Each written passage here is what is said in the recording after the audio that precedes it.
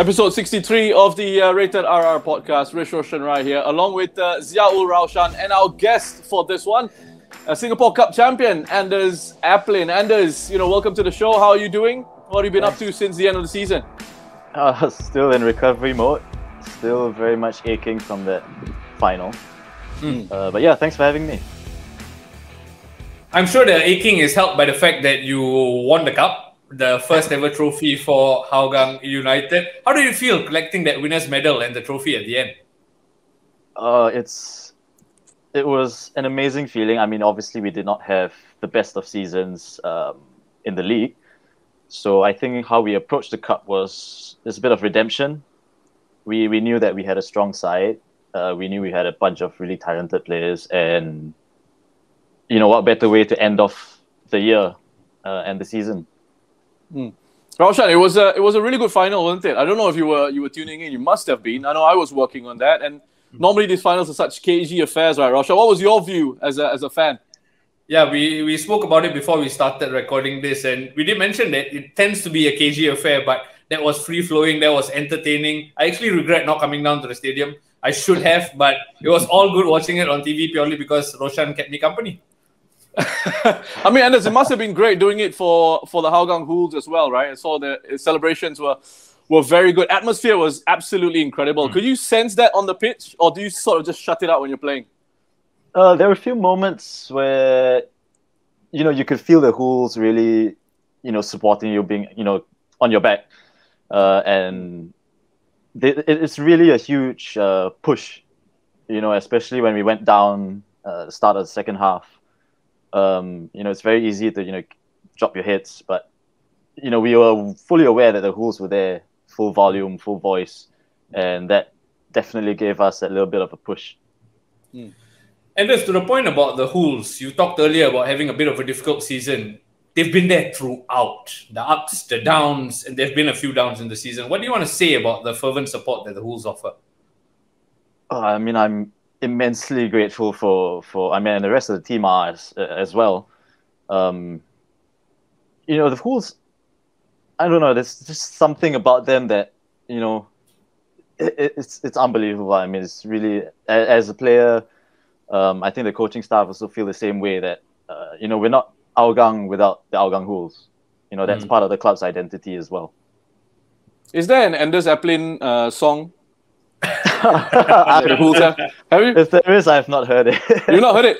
Hougang Hools, if any of you are listening in, that's a challenge. You got to come up with an Anders Aplin song for him. He deserves one. Listen, Anders, speaking of songs and music and all that, where was the party at after the final, and how was it?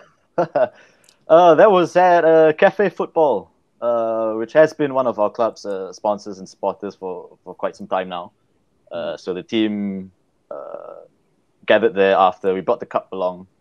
Kiki was again the star of the night. After a few drinks, he was the star of the night once again. Yeah. So it was a great way to cap it all off. Brilliant, man. If anything, Kiki probably deserved it after the shift he put in. Let's talk about the game proper, and this must have been an emotional roller coaster being involved in such a game, like really ding-dong battle, right?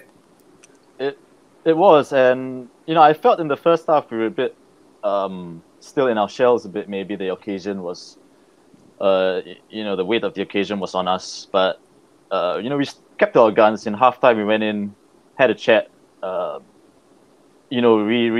Reorganized our thoughts, and we came out to the second half determined to get a result out of this.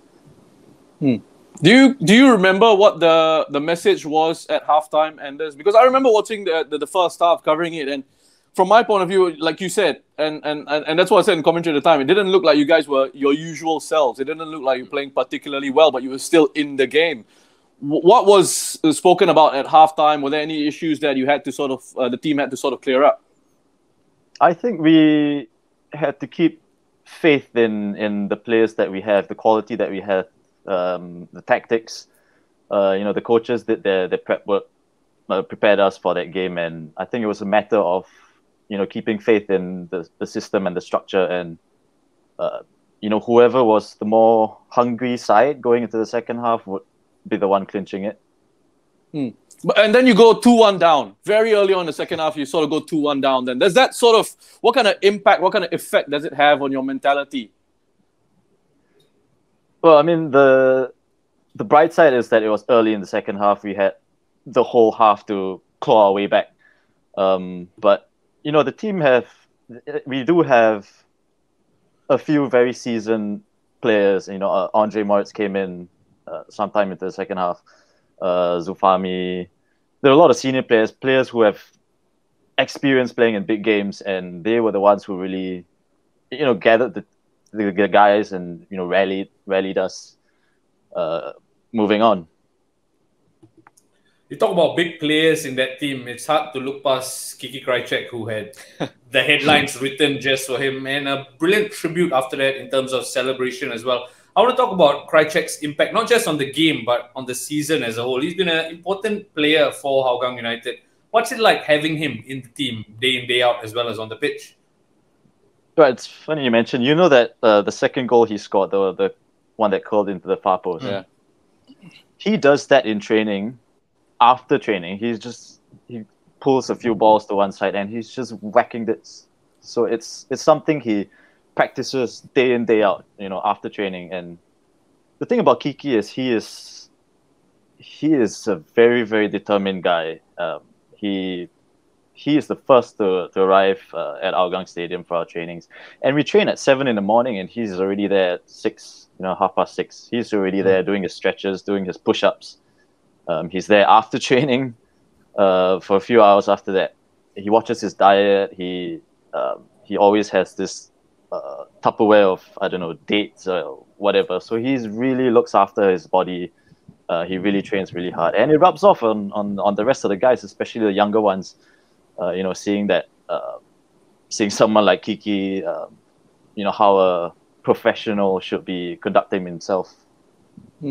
He's been just outstanding, man. I mean, you talk about his professionalism and the way he conducts himself, and it really shows in games, right? He's just running the game box to box from midfield. He goes out right through the center of the park. He goes out onto the left-hand side. He goes out onto the right. He can use both feet. I mean, it's quite rare to see a footballer so comfortable with using both his feet. And I imagine, in training, that's kind of what you guys work on as well. His ability to take corners from both sides, although Zulfami has kind of overtaken him in the set-piece department.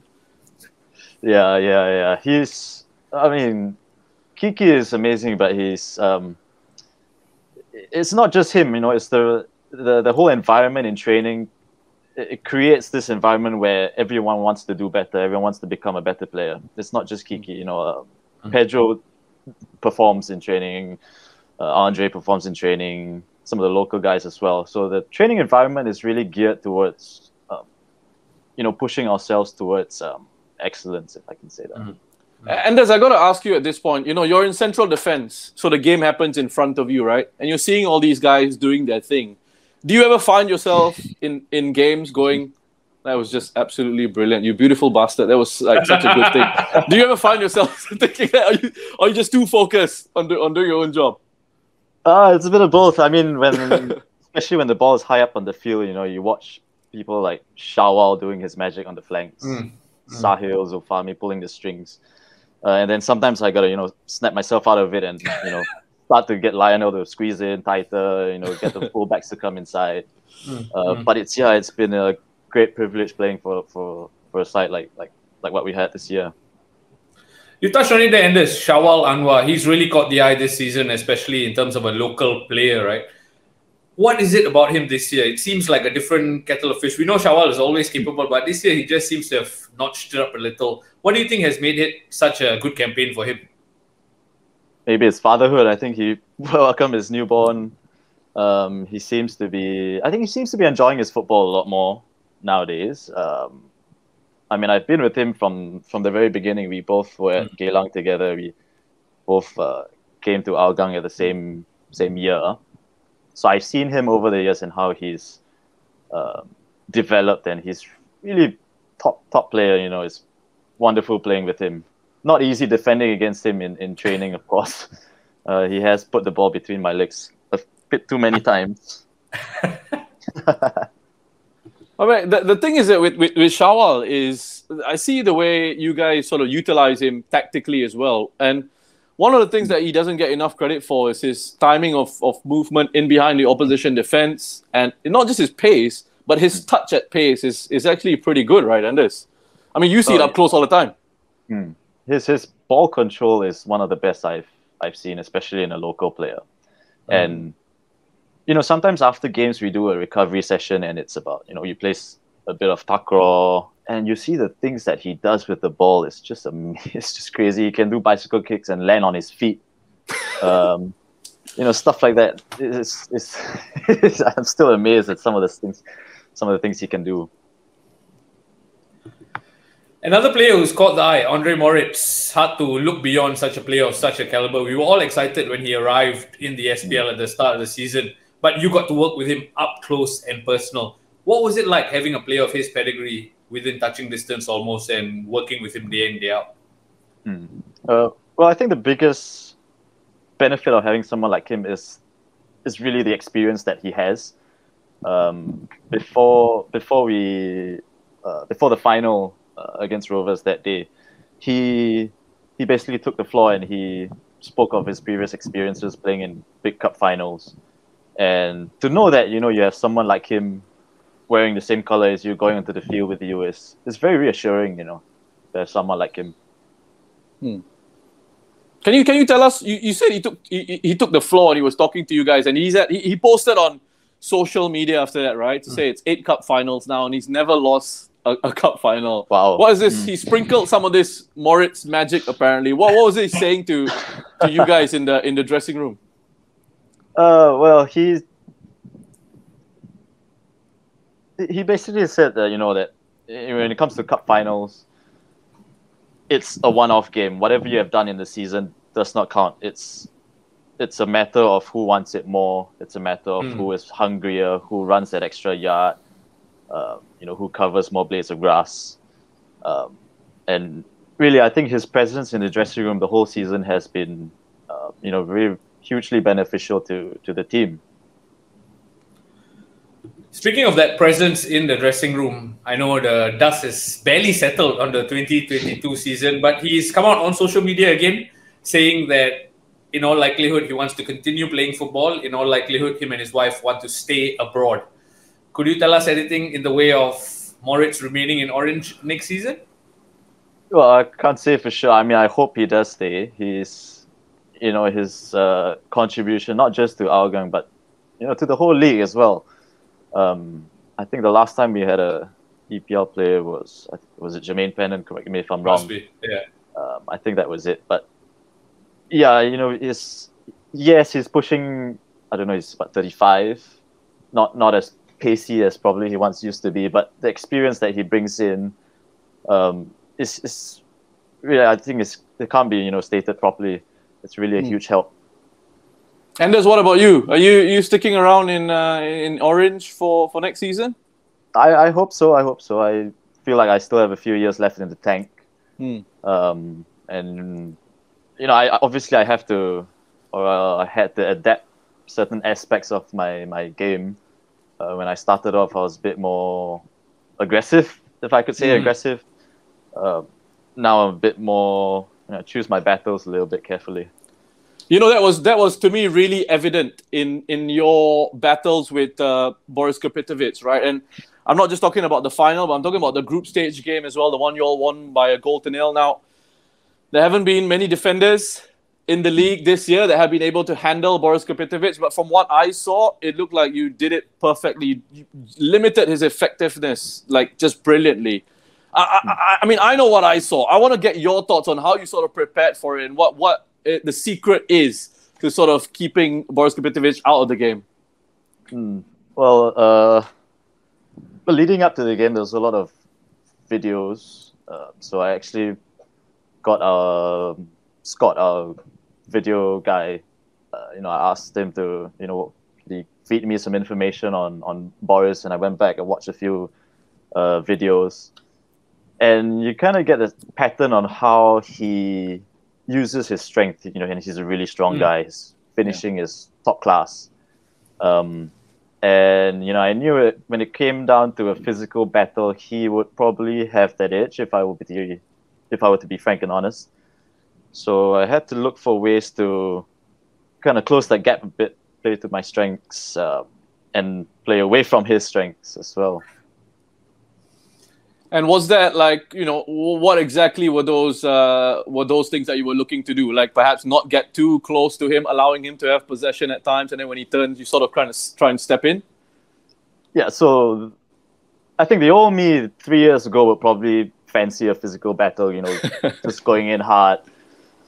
But yeah, he's the sort who would, if you notice his style of play, he likes to lean into the defender.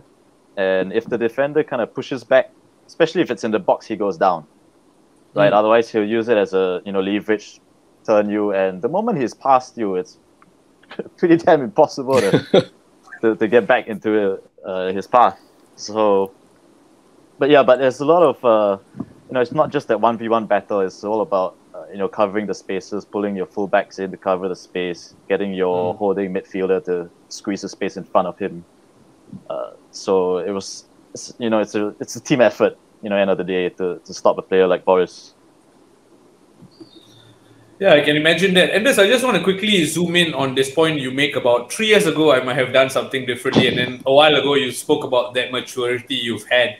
Do you think that's come with just getting older and being more reflective, or has there been other outside influences like good coaching or, just studying the game?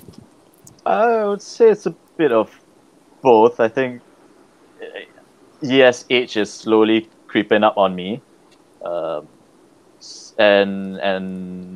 yeah, I think I have to give credit to the coaches that I have had the privilege of working with over the past few years. Firdaus has taken over, and he is quite an astute tactician. And even before that, with Clement and Noor Ali back at Geylang, they really made it a point to, pick out areas that you could improve on. And it's not just the players, I think, as well as it's not just the coaches. Sorry, it's the players that you play with as well. When I first started off, I was partnering players like Yuki, Daniel Bennett in defense, and then when he came over to Hougang, it was I think it was Zach Anderson at first, and then now it's Lionel, forging quite a partnership with Lionel. So it's yeah, I know I have to give credit to the players that I played with, the coaches that I played under. But you can talk about... just smiling because after you, because you mentioned Zach Anderson, and I was thinking back to when they were getting a bit of stick for the shorts thing. Where they were hey, I guess if you got the thighs, why not show it off? I think Lionel put it off as well. Yeah, Lionel, yeah. But you weren't involved in that, were you, Anders? I can't remember, honestly. No. Were you asked to show off your thighs as well, or did you not involve yourself in that at all? No, I think I'll let Lionel do the flashy bits. Speaking of Lionel, talk to us about the relationship with Lionel Tan. I mean, obviously, you've mentioned the various different centre-back partners you've had throughout the years, but in the here and now, it's Lionel Tan, and you, like you say, you guys are forming quite a good partnership. Yeah. We do, off the field, we do have a friendship. We in the changing room, we are close. His seat is like 2 seats away from mine. We do chat. We do catch up for meals once in a while. And I think that rubs off onto, the dynamics in the game, how you are off the field. Of course, you have to be professional and all that, but I think how the relationship is with your center, in my case, the centre-back partner, does play a part in how that translates into the game. Now, Anders, just looking back on the season as a whole, you've had a lot of game time this year. What would you make of your season overall? Say, give me a report card just for fun's sake. I think we had a slow start. I think we all had a slow start. I think the turning point was really the AFC campaign. Before we flew to Vietnam, I think we were hammered by Albirex at Jurong East. So when we arrived at the hotel in Saigon, I think Clement got the whole team together. We sat down, really had a heart-to-heart talk on what this team believes in and how we can move forward from that less than ideal start. And I think we slowly picked up. So report card, if I'm honest, I think it's a season of two halves, really. Yeah. What about on an individual level, Anders? What did you make of your own season personally? I mean, you featured quite a bit in this year's campaign, and you were a regular in central defence. Yeah. I think this year I have been a bit more conscious of my work put in off the field. In terms of diet, in terms of recovery. I didn't really used to believe in ice baths and all that, but this year I really made it a point to, keep my body as tip-top as I could. Actually, Anders, you say you believe in a few things, right? Ice bath, diet, and all that. Somebody told me you're believing in superstition a bit as well, because you apparently have a facial hair superstition going on. Is that right? Yeah, so that started off, I think the first game of the cup. I had a quick shave before, and then the game didn't turn out well. Grew it out, and then the results basically fell into place.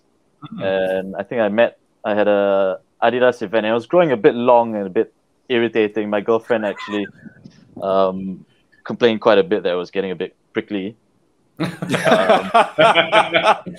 So the morning. Imagine the complaints I get. No, go on. Sorry. But yeah, so the morning of the final, I actually got up, went to the shower. I was like, should I not? Best to leave it, And it came off straight after. Okay. Were you forced to take it off straight after? Now that the cup is done. Yeah.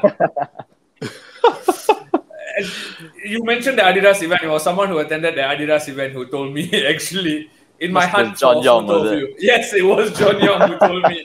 I was looking for a photo of you and I realized Sport Plus were at the final, so that's how I found out. Now let's move it back. Sorry, he's revealed his sources. It's okay. John will appreciate the shout out. Now let's skip to the football. Okay, we talked about the season as a whole. You talked about being a season of two halves, refusing to give me a grade on the report card, but that's okay. I want to know, do you think, in your personal opinion, did you think the team underperformed in the league?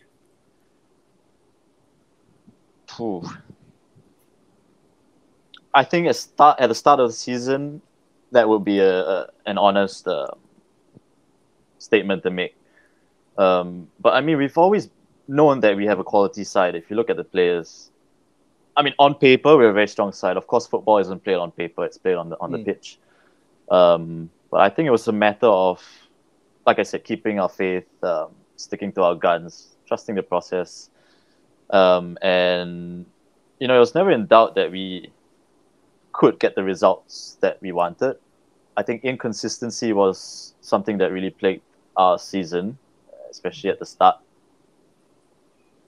Yeah, and I had picked you all out as a team that will go on and really push Sailors and Albrechts, and I was hoping you guys would be a lot closer to them come the end of the campaign. So, when I look back at it, it's kind of like my own expectations from the outside. Obviously, I'm not an insider. I just can view things from what I see. It sort of just didn't quite meet that. And you mentioned the difficulties at the start of the year and maybe the first half of the campaign leading into the AFC Cup competition. What do you think were the reasons behind that slow start, behind all the difficulties?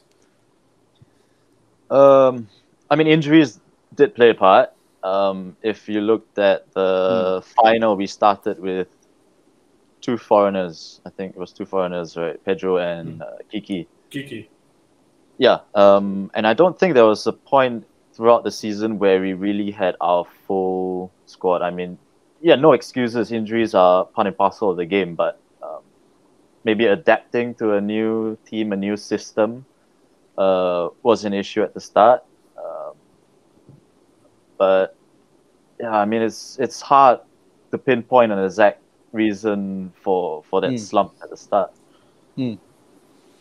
Well, there was also an issue on the defensive side of things, right? 71 goals conceded in 28 games. It's not doesn't make for the best of reading. Sorry to bring it up, but I kind of want to get to the bottom of it in a sense, because it's something that I was thinking about pretty much quite a number of times this season. Was it a thing about the tactical setup? Was it the injuries that contributed to it, and y'all weren't able to sort of maybe get a proper collective together to sort of deal with it? What was it? Can you provide some background or some insight as to what exactly it was? Well, I mean, if you look at our squad going forward, we are a very potent threat, and sometimes that leaves us a bit vulnerable at the back. Especially when you don't have enough cover when we bomb forward. Of course, we like to play on the counter, on the transition, and sometimes that leaves us vulnerable at the back. But yeah, it's, on the defensive front, it hasn't been an ideal. I mean, the numbers speak for itself. I think sometimes it's a case of game management. If we pull the league, and I think at the start of the season, especially, we didn't start games well, especially in the first half. We always end up chasing games. And sometimes game management might probably be an issue. And Anders, you've been quite frank about your assessment, shall we say, about the situation and what went on, right? Was the squad also aware of the feeling, as things were difficult at the start of the season, perhaps amongst the Hougang fans? There was a lot of concern or a lot of criticism thrown the team's way. Were you guys aware of that? Oh yeah, we were made to be. But yeah, and I mean, we did share the fans' frustrations. I mean, obviously we hated how things were going when it came to results at the start. But the Hools never ever turned their back on us. I mean, yeah, they made their feelings known, but that's what football is about, right? Never once did they, boycott our matches or turn their backs on us. How do you, Anders, personally deal with criticisms and setbacks you've had in your career, or even in your life in general? Is there a mechanism you've developed through the 31 years that you've been around now? I'm quite stubborn by character, so when these things happen, it just gives me that drive to prove people wrong. Yeah. So you talk about having that stubbornness in character, right? So having gone through that difficult, shall I say, SPL season, you arrived in the cup. Was there a sense of this being a chance to salvage something from a season that could have gone better? Yeah, that's how we approached the cup. We knew that the league was. There was a certain point in time where the league was probably. We accepted that it's not a ideal league, and we had to learn from whatever happened, pick out the goods, work on the bad, and the cup offered us a fresh start to basically redeem ourselves and do something, give something back to the fans, especially and our family and supporters. And the funny thing is that it didn't even get off to a very good start. You guys lost your first game. You guys lost your first game in the cup to Tanjung Pagar, but then the response was just incredible. From that point on, I think the pressure was on, the heat was on, and you guys just delivered. Yeah, so the turning point, the Geylang game, I think it was the second half where we clawed it back. That halftime was, I remember, I think a few of the players, before the coaches came in and gave their directions, it was just players in the dressing room, and there were a few who basically stood up and rallied the troops. I think Fabian gave some words of advice. Kiki stood up. Andre did his bit, and we had that belief that we could turn things around, especially playing at Hougang, playing at home.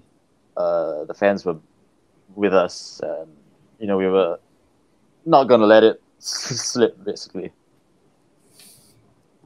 One of the changes that went into that cup campaign as well was Firdaus Kassim taking over the reins from Clement.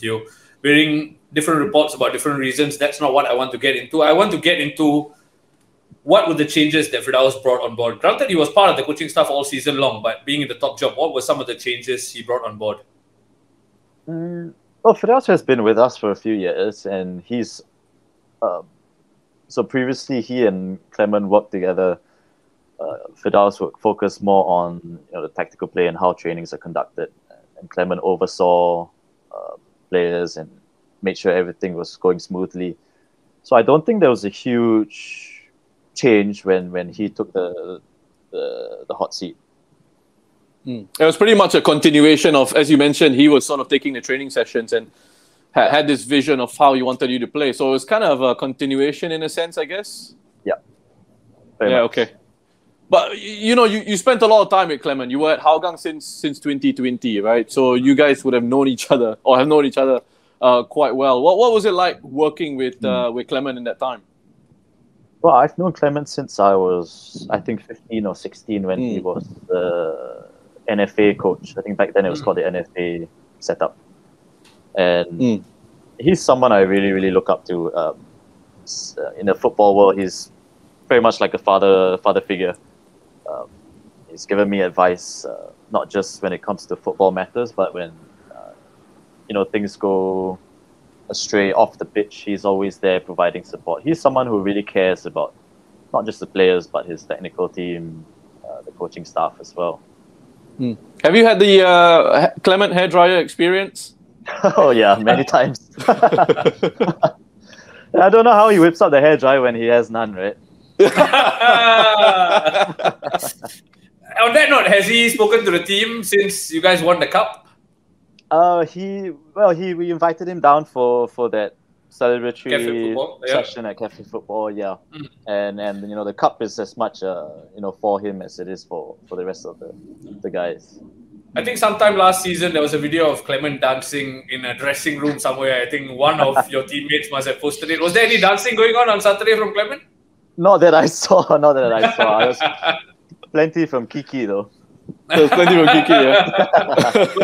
we need to get some footage of this because you clearly teased us more than once about Kiki's dance moves. Yeah, sure, Sorry, just very quickly, I want to touch on something. You mentioned knowing Clement since you were 15, 16 and stuff like that. I did a bit of research prior to speaking to you. It seems like you went to Victoria Junior College, correct me if I'm wrong, and then you now find yourself as a professional footballer. From my perspective, that seems rather unconventional a route to take. How did that whole thing conjure up and you find yourself now where you are? Well, I was at a crossroads where I had to basically decide where I should focus my efforts on, whether it was my studies at that point in time or my football. So I think I was back in the NFA setup, and I was in a team with players like Madhu and Safwan. And they were breaking into the Young Lions setup at the time. And I had my A-levels, which didn't go very well at the start. I think the point that really knocked me into a different path was when national service came about. And so the rest of the guys got time off to train with the Young Lions. I did not manage to. My unit, for some reason, did not allow that, and that's when I kind of slipped off that pathway for a bit. And then you got back into it because you played for was it SRC? SRC, SCC, so the Padang Derby. Played with the Vipers, who was John's team for a bit. I think it was ESP Zen League. Played in the Cosmos for a bit. So Sunday football for quite a while.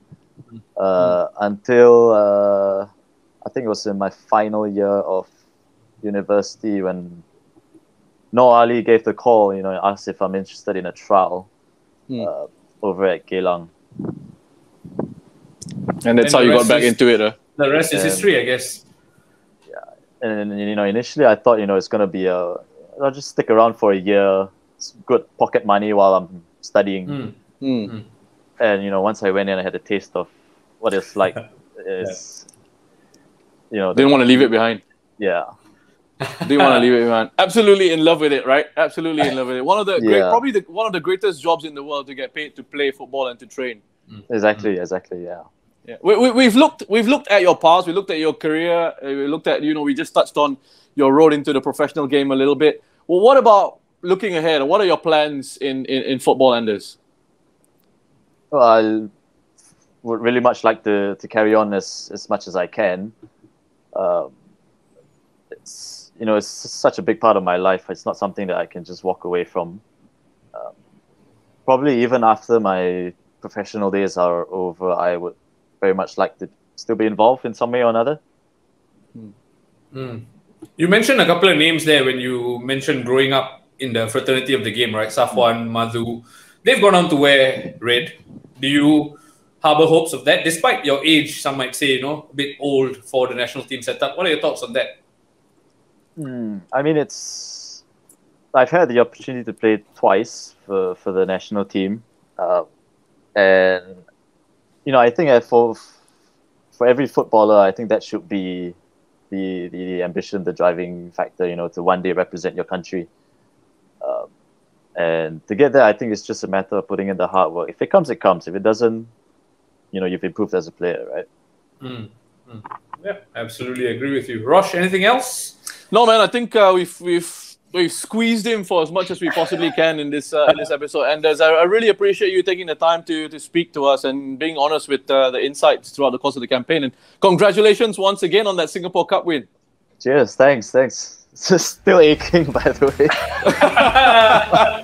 We hope you spend all season recovering well, listeners. We hope you enjoyed that episode. Do continue to support the channel. We're trying to hit 1,000 subscribers by the end of the year, so click that subscribe button while you're at it. We'll see you on the next episode.